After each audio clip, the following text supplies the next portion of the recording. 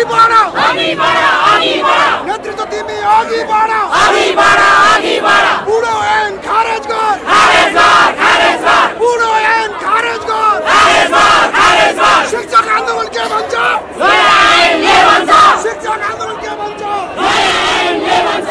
नयाँ एक थान शिक्षा ऐन दे सरकार एक थान शिक्षा ऐन दे हामीसँग वार्ता गर्नु छैन यो तिम्रो जिम्मेवारी हो हामीले बुझेर तिमीलाई झकझकाएका हौं भन्ने आवाज बोकेर हामी काठमाडौँ आएका हौं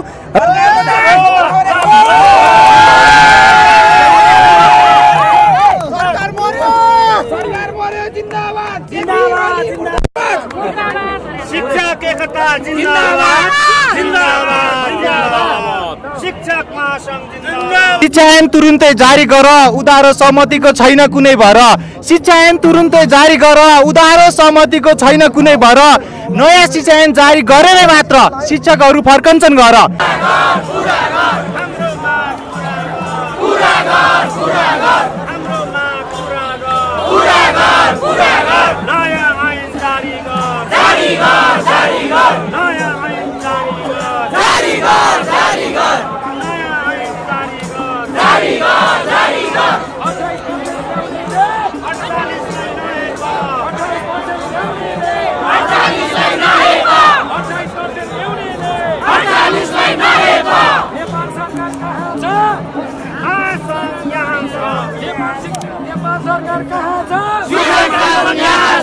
नेपाल सरकार कहाँ छ नेपाल सरकार कहाँ छ शिक्षक आन्दोलन के भन्छ शिक्षक आन्दोलन के भन्छ शिक्षक आन्दोलन के भन्छ शिक्षक एकता जिन्दाबाद शिक्षक एकता जिन्दाबाद पहिरो सरकार कान खोल पहिरो सरकार कान खोल अन्धो सरकार आकाए अन्धो सरकार आकाए शिक्षक आन्दोलन जारी छ शिक्षक आन्दोलन जारी छ हाम्रो सम्झौता लागू गर हाम्रो सम्झौता लागू गर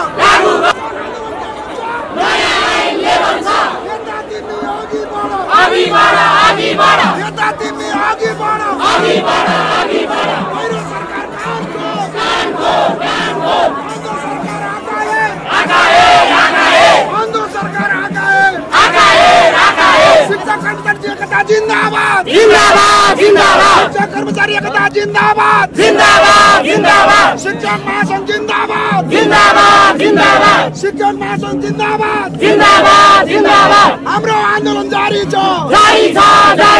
हामी कहिले थाक्दैनौं हामी कहिले थाक्दैनौं शिक्षा नली जाँदैनौं शिक्षा नली जाँदैनौं पहिरो सरकार कान खोल अन्धो सरकार आकाए नेतृत्व तिमी अघि बढ नेतृत्व तिमी अघि बढ शिक्षक एकता जिन्दाबाद हाम्रो सम्झौता लागू गर हाम्रो सम्झौता लागू गर हाम्रो माग पूरा गर हाम्रो माग पूरा गर शिक्षक महासंघ जिन्दाबाद शिक्षक महासंघ जिन्दाबाद आज हामीले शिक्षक महासंघको आन्दोलनबाट यो सरकारलाई काजक्रिया गर्नका लागि कपाल मुण्डन गरेर अगाडि बढिरहेका छौं र हाम्रो आन्दोलन अहिले पनि जारी रहन्छ नयाँ ऐन जारी गर नयाँ ऐन जारी गर पुरानो ऐन मान्दैनौ शिक्षक एकता जिन्दाबाद हाम्रो माग पूरा गर हाम्रो माग पूरा गर हाम्रो माग पूरा गर शिक्षक महासंघ जिन्दाबाद शिक्षक महासंघ जिन्दाबाद हाम्रो माग पूरा गर हाम्रो माग पूरा गर नयाँ शिक्षा ऐन जारी गर नयाँ शिक्षा ऐन जारी गर शिक्षक शिक्षक एकता जिन्दाबाद शिक्षक एकता जिन्दाबाद हाम्रो माग पूरा गर हाम्रो माग पूरा गर शिक्षक आन्दोलन जारी छ शिक्षक आन्दोलन जारी छ शिक्षक आन्दोलन जारी छ शिक्षक एकता जिन्दाबाद आन्दोलन लागेका छौं हाम्रो आन्दोलन निरन्तर छ नमस्ते हजुरको शुभ नाम मेरो लोकनाथ गजरेल दमक नगरपालिका सरस्वती माविको शिक्षक दमक शिक्षक महासंघको कोषाध्यक्ष। हजुरहरु चाहिँ हातमा बिलेट लिएर बस्नु भएको छ किन सर खास गरी? अब हामी विद्वान वर्ग देशका लगभग लाखौं शिक्षकहरूले यत्रो आवाज उठाउँदा सिटी पुग्दा पनि यो सरकार अब जिम्दो जस्तो लागेन हामीलाई। सरकार मरिसक्यो। यो सरकारको नाममा हामीले यो 40औं वर्ष शिक्षा सेवामा हामीले जुन एउटा योगदान पुर्याएका थियौं त्यो योगदानको आवाज नसुन्ने भएकोले गर्दाखेरि आज यसको नाममा हामी आफ्नो कपाल अर्पण गर्दैछौं। तपाईहरु आफ्नो खुदको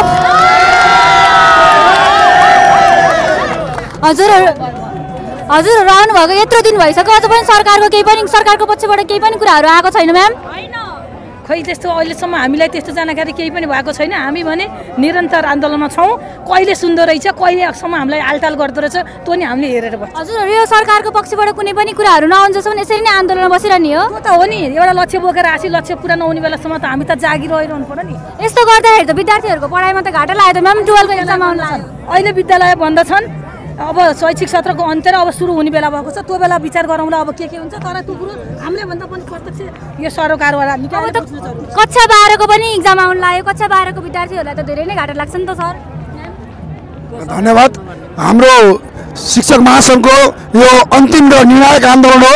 हामी कुनै पनि हालतमा यो आन्दोलन हातमा शिक्षा सङ्घीय शिक्षा ऐन विद्यालय शिक्षा ऐन नलिकन हामी जिल्ला फर्किँदैन। कुनै पनि साथीहरू कक्षा 12 को कुरा गर्नुभयो। हामी विद्यार्थीहरूको भविष्य बिगार्न हामी चाहँदैनौँ।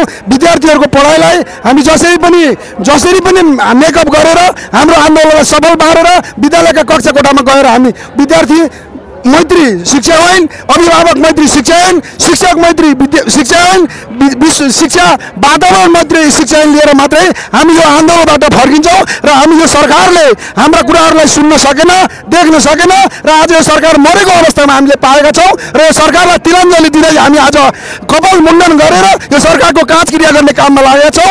सम्पूर्ण शिक्षक प्रेमी साथीहरू यो आन्दोलनमा एकजुट भएर अगाडि बढ्नु होला। हाम्रो उपलब्धि बेगर हामी कुनै पनि साथीहरू जिल्ला घर फर्किने होला छैनौँ भन्दै मेरो 2 शब्द अन्त गर्छु। धन्यवाद।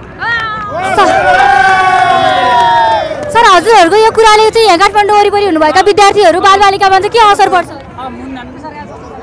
यहाँले बुझ्नु भएको छ अहिले हाम्रो देशमा मक्किसकेको गनाइसकेको कुहिसकेको शिक्षा ऐन 2028 लागू छ। हामीले विद्यार्थीको भविष्य बर्बाद छ। हामीले देखिरहेका छौँ त्यो शिक्षा ऐनले दिएको हाम्रो पाठ्यक्रम पढेर हाम्रा विद्यार्थीहरू सबै विदेशतिर पलायन भइरहेछन्। हामी चाहन्छौँ वैज्ञानिक र प्राविधिक शिक्षा जहाँ नेपालको माटो सुहाउँदो नेपाली माटोलाई माया गर्ने शिक्षा ऐन यो सरकारले जारी गर्नुपर्छ भन्ने कुराको माग आवाज लिएर आएका छौँ। हामी यसपालिको एउटै माग मात्रै छ। हामीलाई यो सरकारलाई हामी अब आन्दोलनकै क्रममा आफ्नो कपाल दान गर्न गइरहेका छौँ। धन्यवाद। साच्चीकै कपाल दान गर्दै हुनुहुन्छ यहाँनिर? यो हामीले जे शिक्षकले जे बोल्छौँ जे पढाउँछौँ सत्य गर्छौँ। अहिलेसम्म शिक्षकहरूले कुनै कुरालाई झुक्क्याएका छैनौँ। यो झुक्क्याउने भनेको त हाम्रो नेता मात्रै हो। त्यसैले हामी कहिल्यै पनि झुक्क्याउँदैनौँ। हामी जे पढिरहेछौँ राम्रो पढिरहेछौँ।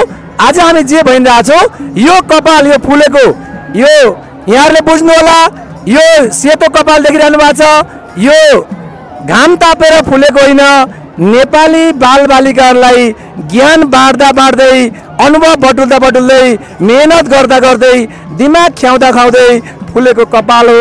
त्यसैले गर्दा यो कपालको अब कुनै ज्ञानको जरुरत रहन्छ सरकारलाई भनेर हामीले यो फुलेको जुन कपाल छ त्यसलाई हामी अर्पण गर्न गइरहेका छौँ।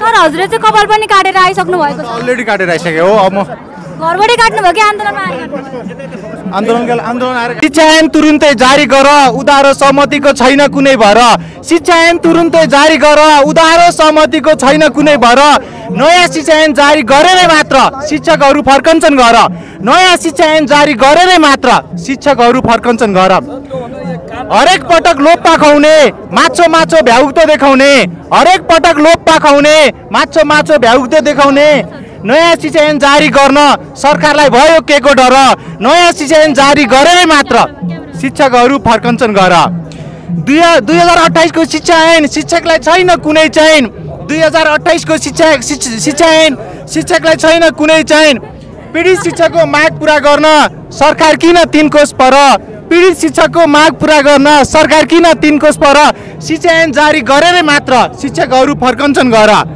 सँगैको खरदार सचिवमा रहँदा एउटै तहमा शिक्षक पेन्सन हुँदा सँगैको खरदार सचिवमा रहँदा एउटै तहमा शिक्षक पेन्सन हुँदा निजामती र शिक्षामा कत्रो भेदभाव नेपाल सरकार खबरदार निजामती र शिक्षकमा कत्रो भेदभाव नेपाल सरकार खबरदार नयाँ शिक्षा ऐन जारी गरेरै मात्र शिक्षकहरू फर्कन्छन् घर शिक्षा ऐनमा सर्वत्र चासो सरकारलाई किन भयो गलाको पासो शिक्षा ऐनमा सर्वत्र चासो सरकारलाई किन भयो गलाको पासो स्थायित्व र तहगत बढाउनमा सरकार किन थर